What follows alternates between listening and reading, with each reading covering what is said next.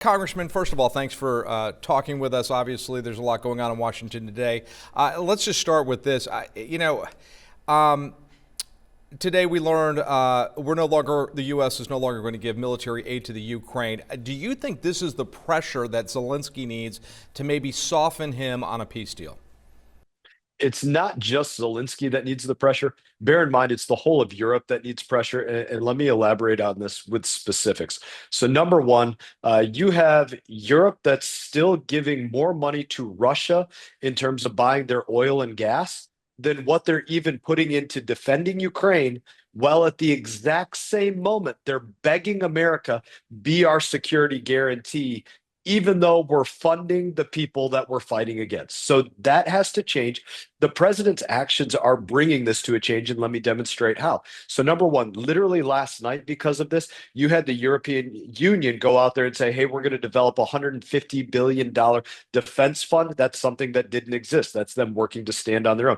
You had Germany say previously they're going to develop a $400 billion defense fund, again, as a result of what's been said for the last week. UK just a couple of days ago came out and said, hey, we're going to put an additional $2 billion more every single year into defense. And these are results of what President Trump is demanding, which is very simply, hey, we need a Europe that can stand on its own. That's what ultimately makes us the best alliance. So when Zelensky goes out there and he kind of saddles up to these European nations, it feels like right now the U.S. is kind of in this no man's land. No, US isn't in a no man's land. We are the game that everybody wants in Europe. They want our security guarantee, but we are finally being smart about this and saying it's going to be a real partnership, right? It's going to be, hey, Ukraine, it's going to be a situation not where just the American taxpayer hands you $60 billion or $100 billion or weapons or ordnance or other things. You're going to pay that back. That's a partnership. Hey, Europe, it's not just going to be where we just guarantee your security and you get all of your oil and gas from Russia and enrich them. No, you're going to get that from America or somewhere else that's an allied nation. And then maybe we'll think about this security partnership, but we're not going to fight against what you're supporting. That's not a real partnership. The precious metal deal, it's off the table right now. Does that concern you? What's next? So the precious metal deal is not off the table. Both the president and President Trump and President Zelensky have both been public in saying the door is still open to doing this. And I can tell you that I was meeting with Zelensky a week before. I was in Munich meeting with Zelensky a week before he was in the Oval Office. He outlined what it was that he was looking for in this deal. President Trump presented to President Zelensky what he wanted in this deal. He delivered on what he wanted because what that was good for America as well. And then President Zelensky came in and totally screwed it up. I can ask you this personally then. Do you get the sense that he doesn't want peace? There is a sense that he doesn't want peace, that he's not ready for this right now, that he wants to continue the fighting. There's absolutely that sense, which is very tragic for his people, and of which, while they have been absolutely successful in killing Russians in the Russian military and North Koreans that were brought in and others that were brought in, foreign conscripts, they are losing a tremendous amount of people as well. And so the president is working to be somebody that says, okay, Zelensky, I've spoken with you many times. Putin, we're going to bring you into the table. We're going to start speaking about how we bring this to an end. And I can tell you, now being chairman of the Foreign Affairs Committee and being on the Foreign Affairs Committee for the last 8 years, I have been begging for somebody to say how this war ends, because every answer from the Biden administration was, well, that's totally up to Ukraine. It's Ukraine's country. They get to decide this. And that's just plain wrong. The American people have made a major investment into this conflict, and we get a vote. We get a say so about how this ends, and that's what President Trump is finally making sure of. All right, last question on this. Just tell me, where does this go? Any action today that's going to be taken? I mean, obviously, this is a big headline with us withholding this military aid. Where do you think this goes today in the next 24 hours? I don't know the exact lines that the president will use tonight in his speech, but I can tell you that he will speak about how America is no longer going to be taken advantage of anymore. We're not going to be taken for granted, whether on the European continent. It's not going to be ungrateful recipients of our support and our aid and our force and our might and our treasure, the treasure of the American people. It's not going to be, some gift to ungrateful recipients. And that goes on other continents as well, where the U.S. has participated in tremendous amounts of aid to Africa, but where you have these African nations that, as they've received decades and decades of aid from America, they're out there partnering with China to give China their minerals and other things. These countries are going to realize it is time to make a choice. Do they want to stand with the dictatorial regimes of Russia, Iran, North Korea, China, Venezuela, or do they want to stand with the democratic futures and the prosperity that it brings of America and NATO and EU and Japan and Israel and those that we align with? Okay, so no longer a threat. We're talking about the tariffs now. This is happening. You've got Canada, Mexico now faced with tariffs that go into effect today. So much of the media is painting this as this horrible situation where Americans are going to be paying through the nose for everything that's imported. What do you want people to know? What is the media getting wrong? Yeah, look, realize that some people they don't like President Trump's tone, but look what his tone is delivering for the American people. I already spoke about what it's delivering in terms of defense and European defense commitments that have changed because of his tone, because of his actions. Let's talk about where it affects us domestically specifically. So right now, because of what President Trump has threatened, you have, instead of the largest Honda automobile plant in the world being built in Mexico, you now have Honda saying, okay, we're going to build our Honda Civics and other things in Indiana, and we're canceling the plant in Mexico. You now have Taiwan Semiconductor coming in and saying, hey, instead of building a plant somewhere else, we're going to invest $100 billion into Arizona and the United States of America. I have phone calls since January 20, since inauguration, of mid-sized companies calling me up saying, hey, we have manufacturing going on in China and these other places. What can you tell me about any assistance that I can receive in terms of bringing this manufacturing back stateside, back to the United States of America? This goes to the renewal of the American dream, which is President Trump's message. Getting more jobs back on the American soil, more opportunity for the American people to go out there and reach their dreams because they can work where they want, they can have high-paying jobs, and the U.S. government is taking less out of their pocket. And any bit that we do take out of their pocket isn't going to things like drag shows in Ecuador or transgender operas in Colombia or transgender job fairs in Bangladesh for $800,000. The waste, the fraud, the abuse is going away. The opportunity is coming to bear. Listen, all that sounds good, but it's going to take time. And what's happening in the media right now is the left, and especially Democrats, are really beating up the president over this is going to cost you, the American people. And here we are still struggling with inflation. What do you want people to know? The government spends less, there is less inflation. That is the very simple math of what's going on. We are working to make sure that your government spends less, so it costs you less to live. And we're working to make sure to do what's now going to be the next round of tax cuts compared to what we did in President Trump's first term, which was also my first term in Congress, the Tax Cuts and Jobs Act. Greater tax cuts for all people across the United States of America, greater savings because we're reducing inflation. That's the very simple math problem, the very simple recipe for reducing inflation. Less government spending, less waste, fraud, and abuse. You keep more in your pocket. You have more disposable income. What do you want to hear from the president tonight in his State of the Union? Yeah, I'm going to give you one other point on what you just asked Go ahead. as well. We are, let's just round it to 40 days out from inauguration. In 40 days, Democrats and congressional Democrats and Senate Democrats, they can complain all they want. President Trump is bringing results in 40 days on things that the Biden administration destroyed over 4 years. Our southern border, illegal immigrants coming in, fentanyl, what the American people have to pay for illegal immigrants, their transportation, their lodging, their food, their health care, their everything that the American people were outlaying hundreds and hundreds of billions of dollars for. President Trump bringing those things to an end, putting the American worker first. Those are results in the first 40 days. Everything I spoke about with Europe, everything I spoke about with those manufacturing and other forms of business coming in, those are results in 40 days. Big things. I'm hearing Democrats may want to boycott the State of the Union tonight. You think that's going to happen?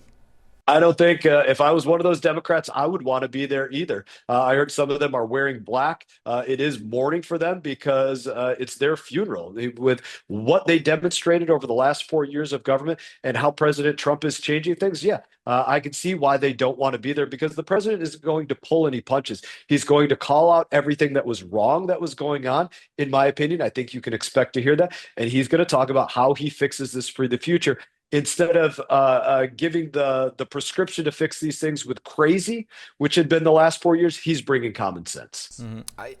U.S. aid was one of the things that we're seeing DOJ just, eviscerate U.S. aid.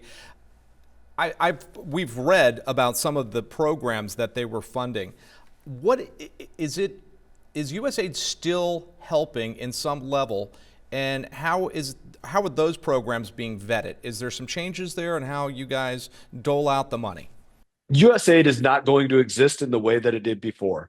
And this is one of the big things that I now oversee as foreign affairs chairman, USAID and State Department. And I'll give you a couple of things on this. Number one, for all of the waste and abuse that people saw in USAID, it's probably 10 to 1 that there's more of it in the State Department as a whole. So there's far more to root out. If I had a paper in front of me, I could give you probably literally 1,000 examples of waste in these countries through aid like $15 million in contraceptives, condoms to the Taliban, to our enemy. We don't even have an embassy in Afghanistan, and that's a real thing. I spoke to you about some of the transgender operas. There was also a transgender musical in Ireland. There was helping gender inclusivity in some country through Ultimate Frisbee for $500,000. That was a real thing that they did. There was one helping gender inclusivity in Indonesia for Indonesian coffee companies specifically. These are real things, real ways they were wasting your money. So these things, they go away. There's still aid that exists where this is called soft power, where the soft power is resulting in good diplomacy and good relationships. So let's give a specific example of something that was paused, but that could be considered good that will continue in some form. PEPFAR, where the American people have very graciously paid for the HIV medication of about 20 million Africans for the last several decades. Many of those African countries have taken for granted the United States of America and their provision to these countries.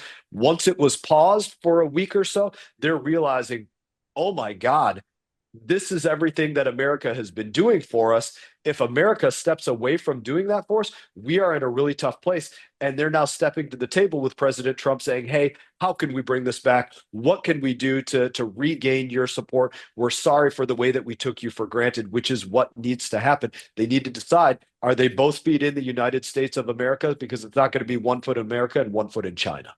Let's talk a little bit real quickly about air traffic. The air traffic controls. I think Secretary Duffy, he's saying, look, we got to hire more people. We've got to fix this shortage. It is a little bit harder to train them under the new next gen system. What's happening on that front? Air traffic controllers, we know that they're vital. The saying goes, there's no off ramp in the skies. You can't just pull off to the side of the road and fix something that's broken. It's a life and death situation. Those operations, we have the most capable air traffic controllers, but we don't have enough of them. And one of the reasons we don't have enough is because it is a very high bar that you have to reach to become one of these air traffic controllers. I know people love to say out there, hey, you can be anything that you want to be. But that's not always the truth. Not everybody can be an air traffic controller. They don't all have the capacity to do that, the ability to deal with high stress situations like these air traffic controllers have to deal with. And so it's difficult to find the right people that also want to do it. They're making an active effort to do this in a way that, again, is very contrary to the Biden administration. And this is something air traffic control and the Federal Aviation Administration goes directly to what was going on with DEI. There were very specific DEI initiatives in these life and death situations to say, we're going to put a higher priority on the appearance of somebody or the gender of somebody instead of the capability of somebody in doing this job. There are lawsuits out there about what went on with that over the Biden administration, and that's one of the reasons that we're in the place that we're in. Look, I mean, Canada, some of the European nations, they privatize their air traffic controls. Or any discussion, especially in the climate we're in Washington right now, about the bureaucracy, would we ever get out of the business of air traffic? I'm never going to say that something is off the table for this administration, because the reality is the president is always looking to look at the battlefield from a different vantage point. If this hasn't worked for this year or the last decade or however long, then let's look at it from a different perspective. And that could certainly be the perspective that he looks at it. I don't have any indication right now that that is what he is looking at. But I can tell you, again, going back 8 years to when I first joined the Transportation and Infrastructure Committee, air traffic control reform, the next gen system, privatization, those were all big parts of the conversation. All right, let's talk a little more about bureaucracy. The Army Corps of Engineers, most people don't realize it's mostly civil servants. It has been hamstrung by the regulations, the funding, just the enormous bureaucracy of it all. State of Florida says, hey, we want to take the reins on the Everglades restoration project. What do you think of that? Army Corps of Engineers has been the bane of my existence since my time in Congress, dealing with them dumping dirty and often toxic waters into the Treasure Coast waterways.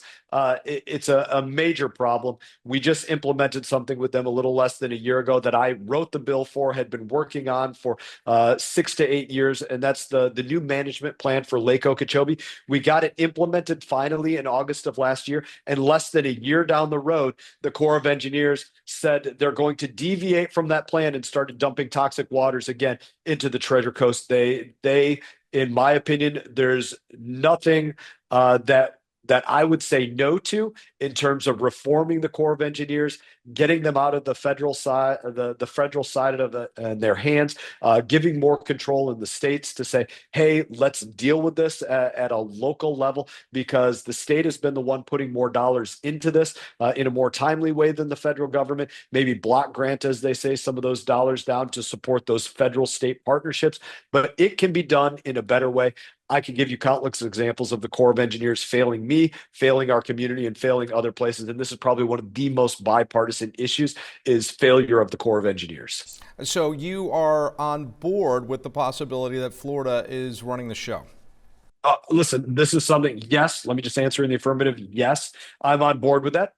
Under the right conditions, right? You can't just, it's not just a free for all for the state of Florida either. There have to be the right parameters to do that. But I can tell you that I have worked with past members of Congress like Garrett Graves from Louisiana to say, how can we take the Corps of Engineers and the civil works side of it that we call of the United States Army? How can we take that out of the Army and move it somewhere else? It needs to be moved out of there because it's not working in the right way.